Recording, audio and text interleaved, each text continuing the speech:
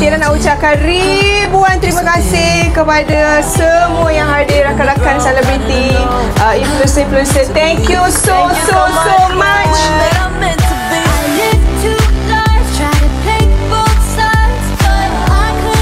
Kita sebenarnya kita nak launch kita punya I-Series.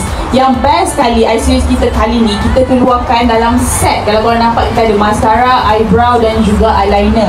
Satu set. Korang juga boleh beli set dan boleh juga beli loose. Yes.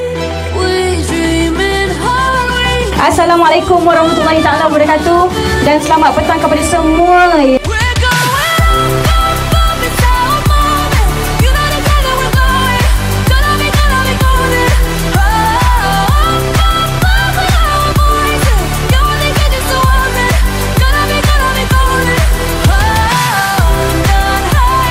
Maskara ni adalah orang kata rebirth, reborn daripada maskara yang dulu, dan kita dekat Kekasih menghabiskan banyak sebenarnya untuk kita research, terutama sekali kita punya botol.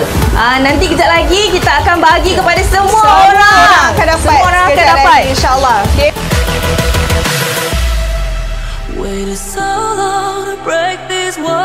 Formula dia sama, senang remove tubing mascara, senang untuk you nak ambil air semayang dan tidak menghilangkan bawah mata. Ini adalah soft launching, kita tak jual lagi. Anda adalah orang yang pertama yang dapat cuba maskara Kekasih, dan kita akan buat grand launching 25 September ni pukul 8 malam dekat TikTok Kekasih.